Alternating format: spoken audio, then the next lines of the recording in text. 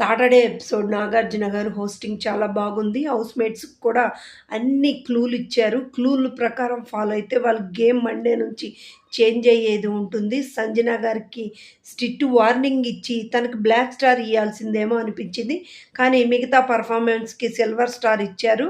Only black star flora గారికి plus mask మ్యాన్‌కి మాత్రమే ఇచ్చారు. 2 వీక్స్ వాళ్ళు బ్లాక్ స్టార్ వచ్చిన వాళ్ళు 2 వీక్స్ డైరెక్ట్‌గా నామినేట్ అవుతారు. వీళ్ళని ఎవరిని నామినేట్ చేయాల్సిన అవసరం లేదని చెప్పారు.